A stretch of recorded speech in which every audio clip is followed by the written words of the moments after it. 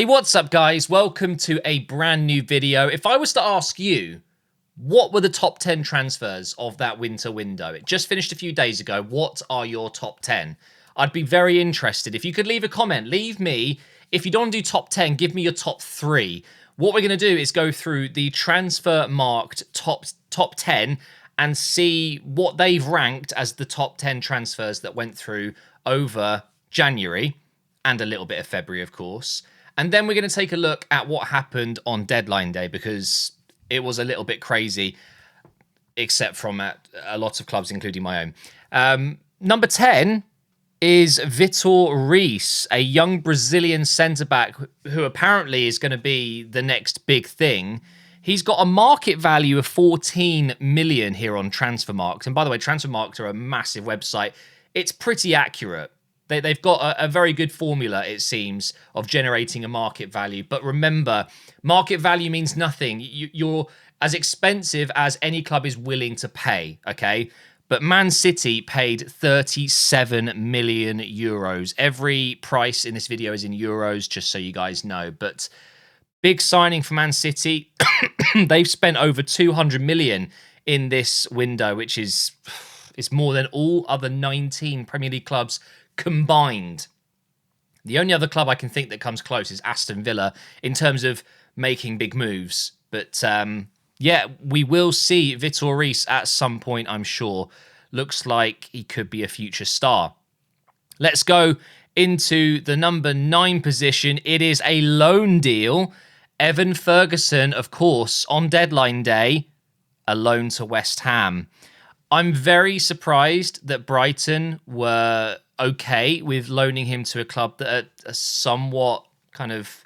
They're obviously below them in the table, but I don't want to say they're rivals. But do you understand where I'm going with this? They've strengthened West Ham, who potentially, if they went on a run, could actually rival Brighton, who are actually kind of struggling a little bit. They had a great start to the season.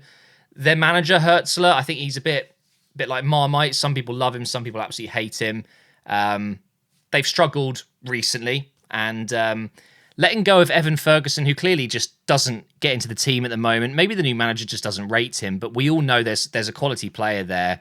And letting him go to West Ham on loan, I do wonder, could we have maybe stepped up here and got him on loan for the rest of the season? I don't know. It doesn't say how much they've paid, but it is a great deal. Let's move on.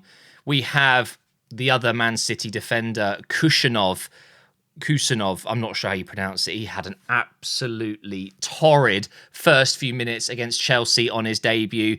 Gave away a goal, then gave away a free kick and got a yellow card instantly after that. He kind of settled into the game a little bit, but apparently he doesn't speak a word of English, and he's literally flown into the country. He signs his deal, and then within a day or two, he's playing a really big game. You know, Chelsea at home, not an easy game for City, and yeah, he struggled. But you know, his name was being thrown around all summer long as well, but mainly this January. Who was going to get Kusenov? But no one really expected Man City to pop up out of nowhere. I think we all expected them to spend money because they've been so poor this season, but 40 million on a very young Uzbekistan, is it? I think it's Uzbekistan. Let me just check. Yep, Uzbekistan. First player from Uzbekistan to play in the Premier League. There's no doubt he's going to be a great player. He is. You don't sign for Man City unless you've got something, but just a really tough start. And 40 million euros. Going into 7th place, we've got Galeno. Not a very interesting signing, if I'm honest. Going to Al Ahly for 50 million euros from Porto. He's going into his prime. He's 27 years old, I believe. And I've seen him quite a few times, especially against Arsenal. Good player, but a boring transfer. I don't know why this is in the top 7, if I'm honest. Let's go into the number 6. Oh, very interesting one. We have, of course, Marcus Rashford on loan to Aston Villa. He's got a market value of 55 million euros, which I disagree with. However, there is an option to buy, apparently, in this loan deal. If Aston Villa are happy with what Marcus Rashford does in the next few months, and if he's happy there, they can make this deal permanent for £40 million, apparently. I'm not sure exactly what that is in euros. but it's below market value roughly, I think. It might be very close, which is kind of rare for a player that's going into their prime as well. I know that Rashford has been on the edge of this kind of greatness for a long time. He burst onto the scene. I remember it against Arsenal, Old Trafford. But he has struggled over the last few years. I think he's a scapegoat. I think, the media have always been out to get him as well. There is a hugely talented player there, and I think he's going to do well at Aston Villa, and I think they'll end up making this permanent. What is the other country that he can represent? St. Kitts and Nevis. You can't see that. Apparently he's English and St. Kitts and Nevis. Never heard of that before. Let's go into the top 5. Oh, look who it is. It's Man City again, signing ex-Barcelona academy player who got a move to Porto, Nico Gonzalez. This is the Rodri replacement. And this is a little bit off topic, but I signed this guy in a career mode a couple of years ago, and my God, wow, such a good player in FIFA and FC. But I don't quite think he's going to fill Rodri's boots. No one can do that, and I don't think anyone's really expecting him to do that. Porto making a lot of money in this transfer window, 60 million. But I believe Barcelona received a chunky amount from this. I think it's well over 10 million euros because they had a sell-on fee or a sell-on clause. Into the top 4. Marmoush, and look, it's City again. Isn't it crazy? 75 million euros on the new Egyptian king. Salah's going to leave in the summer, I think, and that will leave Marmoush, and there is no El Neni left anymore. The true kings are leaving, but he could be the Egyptian prince.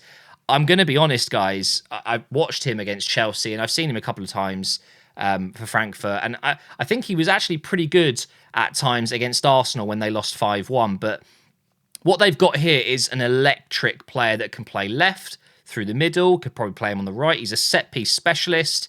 He's exciting. He's raw. And it wouldn't surprise me if we see Marmoush really, really put some serious numbers up over the next few years. I didn't know this. Again, on Transfermarkt, you can see other nationalities they can represent.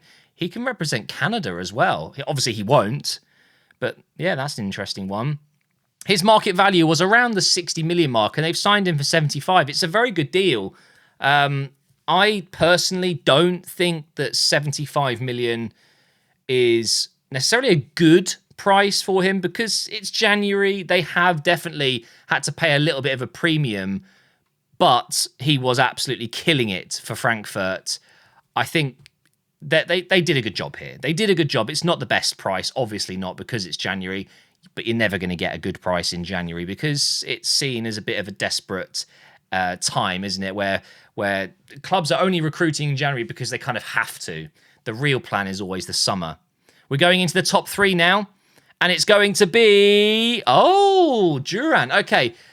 By the way, there was this crazy rumor, and I believed it. So I don't know why I fell for it, but apparently there was this rumor going around, and it's not true, that Duran did not want to live near the club. He wanted to live near, was it Bahrain? I've forgotten the rumor already, but basically he was going to live 500 kilometers away because there's a rule in Saudi, you can't live with your partner unless you're married, and he has a partner that he wants to live with. So he was prepared to fly for, I think it's 80 minutes, 500 kilometers. He would fly to training in the morning and fly back in the evening just so he could live with his missus. But it's not true, apparently. Al Nasser have confirmed he's living right next to the complex. But this stinks as well. I really, really don't like to see this. First of all, I understand from Duran's perspective, it's a life-changing amount of money. It's generational wealth. He's gone for 77 million, so Aston Villa don't have a problem letting him go for that kind of money when his market value was 40, which I think is a bit low, actually. I would have said he's probably worth 50, 55, something like that. But in January, again, it's going to be a premium. But he will be earning 10 times what he was earning at Aston Villa, and it's tax-free as well. There is a thing, though, a lot of people don't realise this. If you move to the Saudi League, let's say, you're Jordan Henderson, you're only going to get that tax-free income if you spend more than a year there. You have to spend more than a year. If you come back to England within that time frame, you will be taxed. So we will not be seeing Duran anytime soon because this is for money, 100%. And I don't blame him. I just think it's such a shame. It's a waste of an incredible player's career potentially. The thing is, he's 21 years old. He can go out there for 2-3 years or stay there for a year and then go somewhere else in Europe, maybe Spain, whatever. I don't know if the rules are different there. And then maybe he'll come back to the Premier League then. But yeah, it's not my favourite, that's for sure. And then we have Xavi Simons. This isn't a new transfer per se, but it's now permanent. This was a loan, and PSG obviously decided to go with signing other players and replacing Xavi instead of bringing him back in the summer. 50 million is insane value. Insane. To put that into perspective, right before this deal was made permanent, his market value was 80 million euros, and they've got him for 50. RB Leipzig have absolutely blown this out of the water. Really, really good, high-value transfer, and they've got it for a very good deal. He's clearly happy there, and it wouldn't surprise me if they sell him on for more in the summer. There are reports that's the plan. Who knows if he'll stay there? But that will lead me on to number one. Includes PSG. This is the highest-rated transfer of the window, and it's quite easy to disagree because it's the French league and no one really cares. But to be fair, 70 million for Kvaratskhelia, incredible business from PSG. Market value of 85 million, apparently. Getting him for 70 in January. Clearly, he was very unhappy at Napoli and he was always going to leave in the summer. They've got him early. And it's an impressive deal. It's just a shame that other clubs couldn't have maybe been involved. Maybe they were. Who knows who he was talking with, but he's gone to PSG.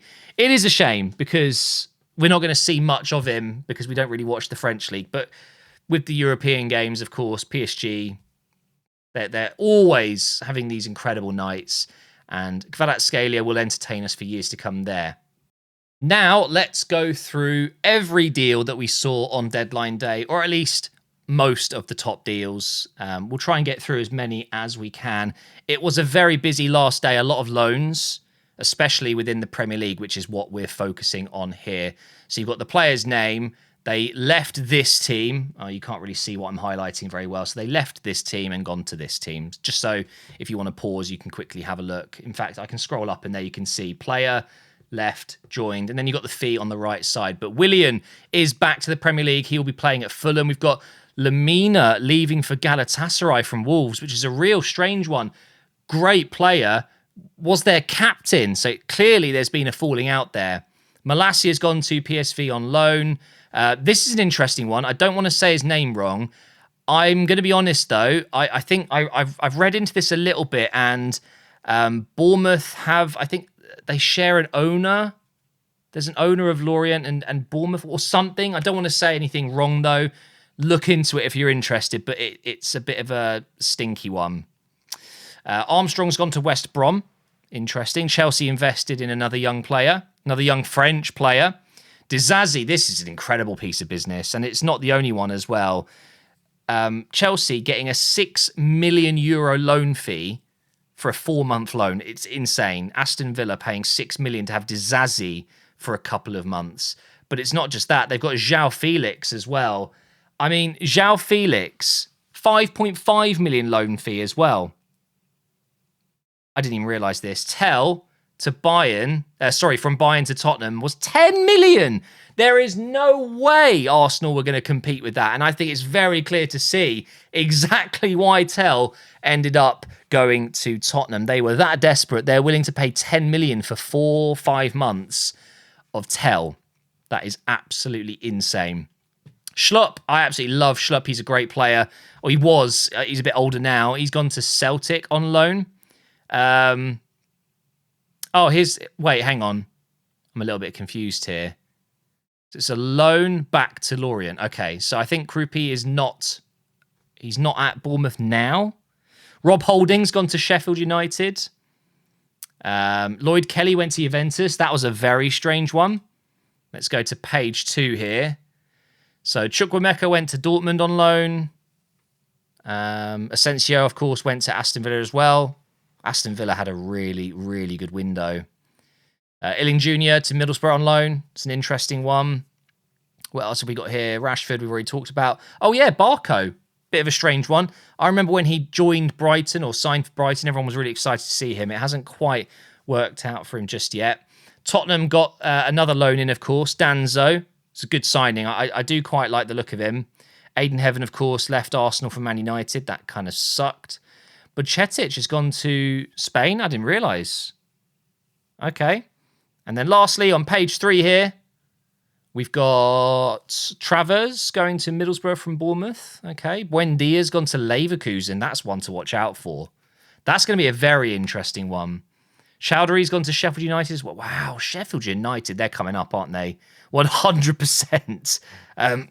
Chelsea getting another loan fee for Vega here. I mean, they're making almost 15 million just from loaning out players. They're incredibly good at selling, Chelsea. I don't think they're very good at buying because they just spend money and do whatever they want.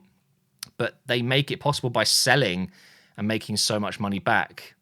And there is the Marmoush deal. Well, I guess that's going to be it for this video, guys. Just a relatively easy and quick one for me because I'm still recovering. But tomorrow I'm seeing an ENT. Hopefully, I get some good news and I can finally start the MGH United career mode on Monday. That's the hope. I will let you know exactly what happens. Follow me on Twitter, or X, sorry. Get in my Discord, all that lovely stuff. But thank you for watching. Thank you for supporting. And I will see you next time.